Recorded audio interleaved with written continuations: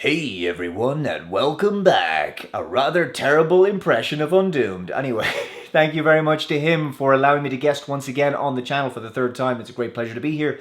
In today's video, I'm going to look at Thunderf00t's video on Brexit. He surprised everybody, not least of which his subscribers, in coming out as pro-Remain. He wants the UK to stay in the EU. Now, this is quite surprising. He's perfectly entitled to his views, and I respect that and everything. But his arguments in this video are appalling. And I, and Undoomed as well, really like Thunderf00t. I love his anti-feminism stuff. His science stuff is really engaging.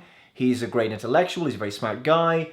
And these arguments he makes in this video come from a place that I can see of speculation, hearsay, emotion. None of the rational empiricism that I've come to expect from him is present in this video whatsoever. There's just a series of cognitive biases throughout. Very weird, very odd for him to come out with a video like this. It seemed out of character, to be honest. It would make more sense if someone had commandeered control of his channel and was doing a very good impression of his voice. So you remember when Scotland said it wanted to leave the United Kingdom? My first response was, good! I mean, hell, Hadrian built a wall to keep you knock-kneed Scottish pellets out. Okay, so he begins talking about Scottish independence, the nationalist movement, for Scotland to be recognised as its own sovereign nation. Scottish nationalism has roots going back hundreds of years, whereas the UK is already supposed to be a sovereign nation, but has lost much of its economic and cultural national sovereignty, giving up to this Ponzi scheme cartel called the EU,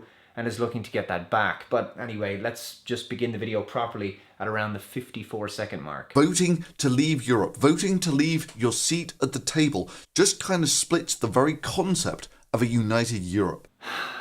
Yeah, the seat at the table argument that Remainers always come out with. Now, we've said this several times before, I will say it again. 71 times the UK has voted over the last almost 40 years to reject EU legislation it didn't want, and on each occasion, those votes were not recognised. Democracy failed every time. They say that Britain will lose influence if it leaves the EU. That influence isn't worth a hell of a lot.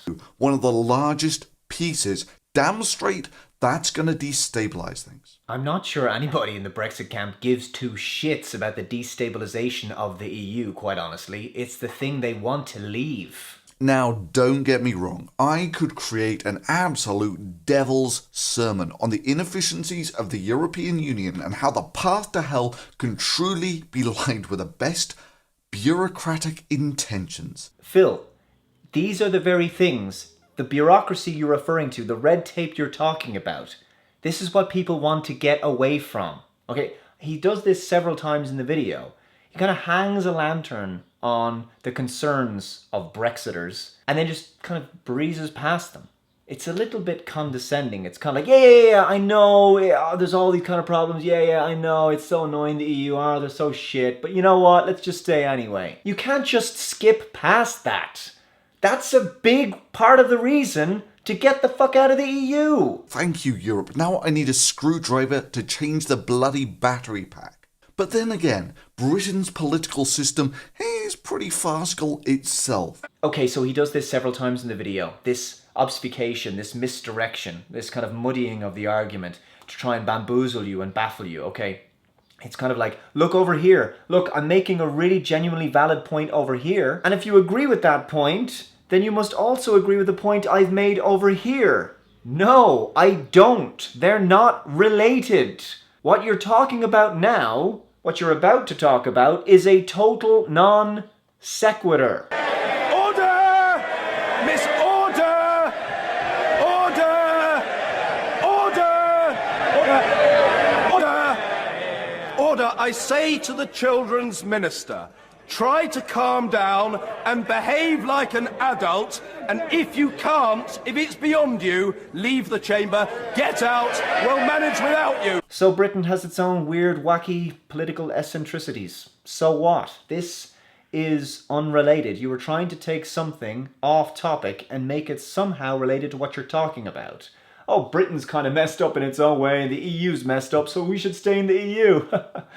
What? I mean, let's not forget that there aren't many countries who can boast that they elected a prime minister who allegedly defiled a dead pig. Once again, non sequitur. Totally unrelated. Nobody knew about this story until years after he became prime minister. What's your point? David Cameron does not equal Britain. He is the prime minister of Britain. There will be another one along soon enough. Again, you're just trying to throw in just something random that people can't deny. Like, oh, David Cameron was in a frat and he did something obscene with a pig. Oh yeah, that's true. Alright, so that's true. So therefore, my entire argument about remaining in the EU is somehow validated. Phil, what is going on here? I expect better than this from you. Oh, that old boys network, so quintessentially British, the very essence of British leadership. So upper class, so aristocratic, so very, very stupid. What are we talking about? I thought this video was called Everything You Need to Know About the Brexit. Talk about a trolling title. Now, this really isn't about whether Europe is a farce or whether Britain's politics are a farce. It's about what's the best option on the table for Great Britain. Yes, exactly. So why did you just bring up Scotland, eccentric British parliamentary politics, and David Cameron and pigs? 3 minutes in, and now you're finally starting to set things up. For me, it's a simple costs-benefits analysis. What are the costs and what are the benefits? Ah, a cost-benefit analysis from a scientist. Well, this should be very good. It should be backed up with a lot of very rational arguments and empirical data. Let's have a look at what he's got to say. Primarily, the European Union is a trading bloc. That trading bloc has rules. Maybe England is slightly better off on the inside, maybe slightly better off on the outside. And people argue over those small differences. But the one thing that you're guaranteed of, and this is something that almost no one has highlighted, is going to be a gargantuan pain in the arse for everyone. Okay. Now, he's going to say that several times. And notice how he never backs that up. Phil, you've just basically pulled that out of your ass. And you need to be able to explain that. Who is it going to be a pain in the ass for? And to what extent will it be a pain in the ass? New rules will have to be written and negotiated with everybody. Nope, that's not actually true. Though there will be changes to existing trading contracts, as Nigel Farage has pointed out, by and large, existing EU contracts that Britain has will simply be copy and paste contractual jobs. They will go on as they are. And of course, as we know, this departure from the EU will open up massive trading opportunities that were not afforded to Britain before. And then everybody who actually trades with the UK is going to have to learn those new rules. It's a colossal waste of time, effort, and money. So you've said the word colossal there. You sound like you're just not telling us to what extent it will be a waste of money. Can you quantify? Can you tell us how much money is it going to be? And who is going to have to do all this work? Nothing. Absolutely nothing. He does not explain anything further. This is why people like Obama were against Britain leaving. It's a disruption for everybody in the entire world who currently trades with Britain. I mean, damn, this was the whole bloody idea of the common market in the first place. I mean, what the hell are you thinking? The common market, which forced Britain to lose control of its fishing grounds, which were then carved up by other EU countries. Fantastic. You're basically just changing from one perfectly functioning set of rules to another. They're not perfectly functioning. That's the problem, Phil. So also, he does this a couple of times as well. We're going from one system that works, kind of, to another system. Well, we've currently got a system. What's the point of going to another system? It starts to eventually sound like a kind of philosophical, moral, and political relativism. All systems must be equal, right? And notably, this doesn't screw over anyone in Europe. They all have the same trading rules with everyone else in the world. It's only Britain who has to struggle with this self-inflicted wound of having the burden to renegotiate all of these agreements. As I said, we don't have to renegotiate all of them. And you fail to look at any of the real tangible benefits of leaving, not least of which giving Britain its own sovereignty back and control of its own borders. The ultimate goal of the EU is to remove Article 50 of the Lisbon Treaty, which seems pretty much inevitable at this point, and that would prevent other nations from being able to do what Britain is trying to do, which is vote to leave the EU. If Britain remains in the EU, it may lose all of its sovereignty, because ultimately the EU wants to have its own police force, its own rule of law, its own constitution. It becomes the United States of Europe, and Britain would just be one state within that. The EU is profoundly undemocratic. You look at the Lisbon Treaty, which was ratified in 2009. Here in Ireland, we were asked to vote on it twice. The second time to give the correct answer because we'd gotten it wrong the first time. And all we heard from fearful Irish politicians who were waiting a bollocking in Europe from their EU masters was, oh, this could be very embarrassing for us, you know. Embarrassing for us? Not from other EU member states, but from your mates, your masters in the European Parliament. You have to go back and explain yourself. Well, fuck you. I was asked to vote twice on that, and I voted once to say no, to reject it. The language, the writing of that text was in legal speak. It was incredibly dense, very verbose, very difficult to understand, deliberately so. I did not vote a second time. You got my answer the first time. And if you refuse to respect my democratic rights as a citizen, then I don't want to have anything to do with you. You don't recognize my democratic freedoms. I don't recognize you as a government. This is what people want to get away from, Phil. You, in this entire video, which we're only 4 minutes, 21 seconds through it right now, you fail to make any kind of compelling case. You claim to look at, oh, there's some bad stuff, yeah, there's some bureaucracy, there's some red tape. You never engage with any of it. You never get substantial. We vote in our own countries for people to represent us, who then go to Europe and are controlled by people who are unelected we do not know. And that's where the real legislation comes from. That's where real politics is happening behind the scenes. And I'm sick to death of every single politician knocking on my door, canvassing for votes. And I say to them, I'm concerned about this, this, and this. What are you doing about that? What are you doing about that? Why did this come in? Why did this happen? And they say, oh, well, you know, there's nothing we can do there. Our hands are tied. You know, this is coming from Europe. You know, we have to get in line with Europe. I'm sick of that. I don't want anything to do with it. I really wish Ireland was voting to leave as well. Britain has an opportunity to once again be a beacon to civilization, to say no to this tyranny, which, by the way, is coming with censorship right across social media of anybody who disagrees with it. They have zero accountability to anybody, and that's what British people want. They want to vote for someone who will be accountable to them, not to somebody else they don't know, they didn't vote for, who has a very particular agenda that is completely antithetical to what British people want. And that change is what's going to cost them money. However, a lot of people are worried about immigration.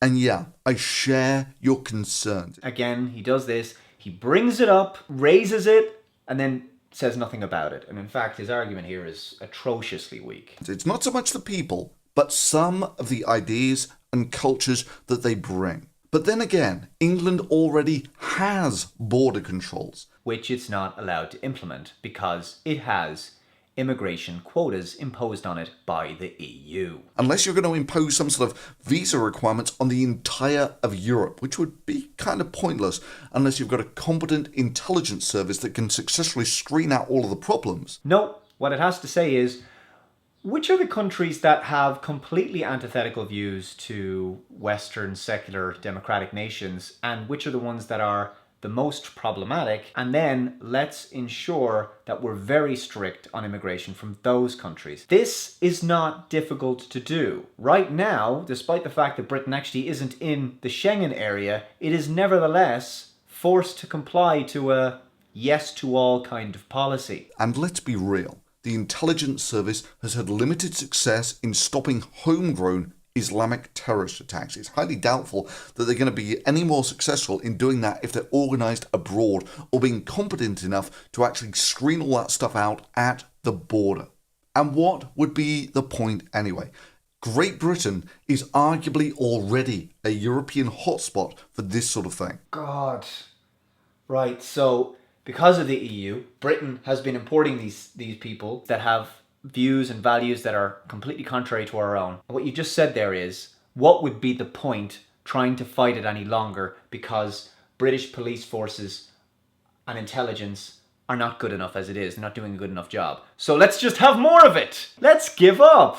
Indeed, arguably it should be Europe who's imposing visa restrictions on the UK to stop it exporting this sort of thing. The political establishment in the EU wants more migrants because they vote for bigger government. The whole point that we relaxed the borders in the first place was to allow free trade to work better in Europe. This means that if, say, for instance, Britain has a shortage of plumbers, they can come over from Poland and fill the gap in the market. And it's win-win for everybody. No, it's not actually. Yes, there are instances where there will be certain roles in the jobs market that can't be filled, so you have to import people from abroad because you just can't get enough of people with those skills. When you create the kind of culture that the EU has formed, the solution to all problems is immigration by default. The people who really benefit from this are wealthy employers who want to drive down costs by importing cheaper labor. And some of that has been done in the past under the guise of we can't get the people to do the jobs. British people won't work as waitresses anymore. They won't do the plumbing jobs. They don't want to work as carpenters. They don't want to work as whatever. They don't want to work in hotels. They don't want to work in, you name it, all these kinds of occupations. And there are actually plenty of British people who would want those jobs. The problem is the salaries have been driven down so much by importing immigrants to do it that they can't afford to sustain any kind of quality of life any longer. So they end up having to emigrate or be unemployed for a very long period of time. This issue is getting even worse now, affecting the middle class with the rise of a new socio-demographic group called the precariat, which is a word merge of precarious and proletariat. In short, some British people are getting priced out of the market by immigrants who are willing to work for much lower salaries. First and foremost, Britain should be able to provide jobs to its own people, right? But doesn't Britain send £350 million a week to Europe? Well, kinda, but that's like saying that Britain sends £10 billion a week to Parliament. On paper, it's true. It's just not very honest.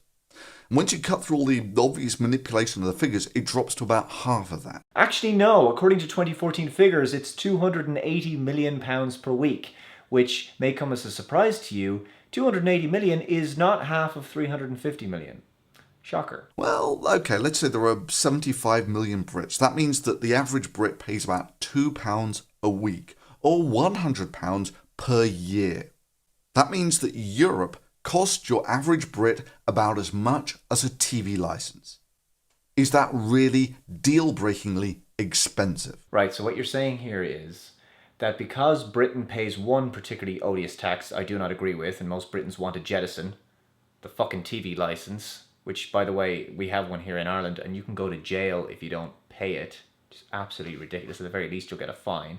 Okay, you shouldn't have to pay a TV license. So because people pay the TV license, one shitty tax, they should also pay another one. What?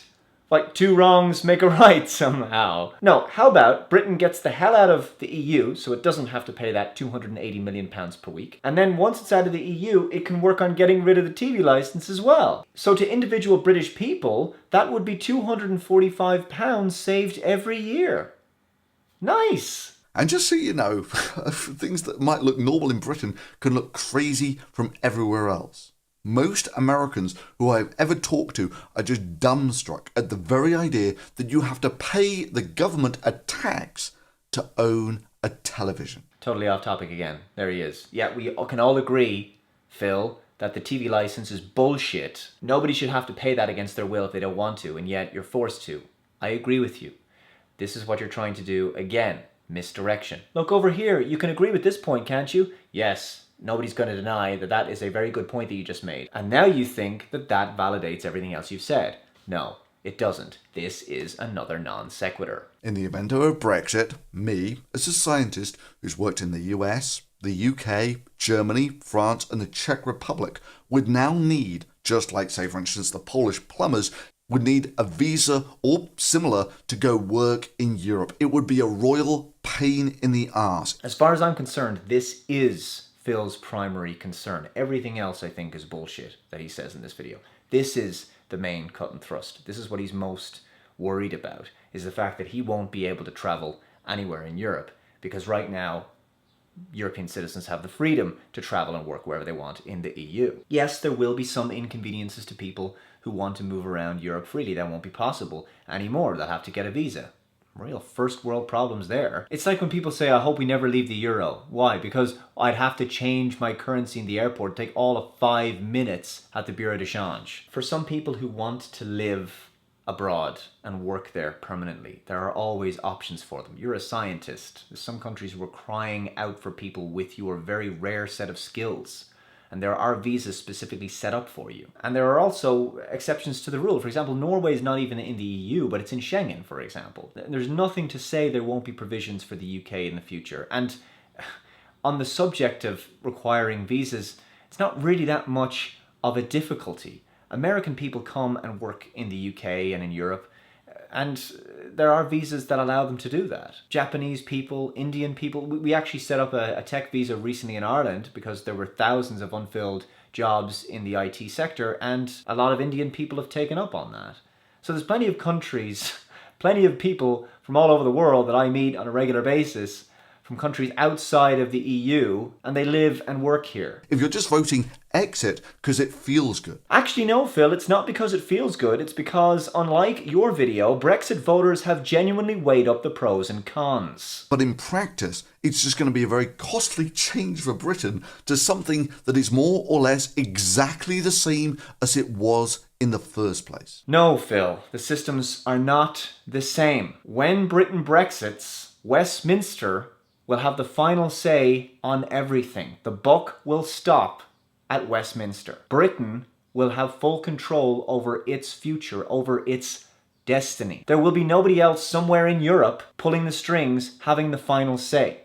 British people will have their own politicians, however quirky, weird, and eccentric, accountable to them. The majority of the trade will still be done with the European Union, and that will have to be governed by rules. Actually, no, Phil. Because of the level of bureaucratic red tape within the EU is no longer the UK's biggest trading partner. Markets outside of the EU are now more important to Britain, and this trend looks set to continue. I mean, really, what is all this for? For England to show Europe that electing Prime Minister Dead Pig Defiler wasn't the only dumbass thing its electorate could do. Hey Phil, can we pull it back again to the conversation at hand, as opposed to going off on a tangent that has nothing to do with anything? Look, I hate Europe as much as anyone. What?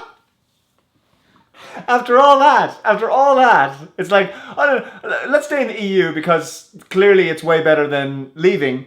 Now, don't get me wrong, I hate the EU. Fucking hell! Make up your mind, man! Now, Phil closes this video out with the same Project Fear talking points about World War III happening because, as he says, the natural state of Europe is war. And what he goes on to say is that we should never, under any circumstances, forget the lessons of history, lest we be doomed to repeat them. Right, so he says, if we forget the past, we're doomed to repeat the same mistakes. Okay, firstly, I want to point out that Britain didn't go and pick a fight with Germany in World War II. The Nazis picked a fight with everyone. If that was to ever happen again in the future, it would be necessary for Britain to fight against another tyrannical force, right? If you look at Germany, there's an awful lot of hatred towards white people, like the Antifa movement. The German people have been so beaten over the head psychologically about their role in World War II. In other words, a whole generation of young people have been told that they should feel guilty for the sins of their ancestors, things that they did not do. They're taking that very seriously. You have movements like Antifa, and these people actually genuinely believe that their culture should be destroyed. You have politicians who believe that white Germans should ultimately die out. Wird sich ändern. Unsere Stadt wird sich radikal verändern. Ich bin der Auffassung, dass wir in 20, 30 Jahren gar keine ethnischen Mehrheiten mehr haben in unserer Stadt. Und ich sage Ihnen noch ganz deutlich, gerade hier in Richtung rechts, das ist gut so. You have a chancellor who hates her own national flag for some reason. Germany is importing 1 million migrants a year. It will commit demographic suicide in a matter of just a few years. It's going to turn itself into a social, cultural, and economic basket case. Right now, German governments are working with corporations, Microsoft, YouTube, Facebook, Twitter, to censor speech. Where censorship begins, tyranny is inevitable. Corporations and governments working together is one of the definitions of fascism. And Phil, you want to talk about people forgetting the past and repeating mistakes? That's happening already. Britain is not doing that. Britain wishes to leave the EU. And no, leaving the EU isn't going to be taking a time machine and going back, literally, in the past to 1930s Britain. This multiculturalism project has completely failed. All right, this wasn't a talking point back in the 1940s. These are false equivalences that you're trying to drag out of nothing. Anyway, I'm going to leave the video here. I've been talking so long that my light has just run out of batteries, but thank you so much for watching this video. Thank you so much to Undoomed for letting me guest on his channel once again. I really appreciate it. I hope you enjoyed the video, and of course, something personal against Phil Mason, but this video just made no sense to me. His channel is actually very good. What he's talking about anti-feminism and science and that kind of stuff. But this to me seemed like a very biased political message he was trying to put out there. Other than that, I can still recommend his channel if you've not already subscribed to it. And Undoomed will no doubt include a link to his channel and the original video that I'm critiquing in the description box. And if you'd like to subscribe to my channel, Computing Forever, you can do so by following the link below in the description. And of course, subscribe to this one, Undoomed, because it's fantastic. Thank you again, and I'll see you next time. Bye-bye.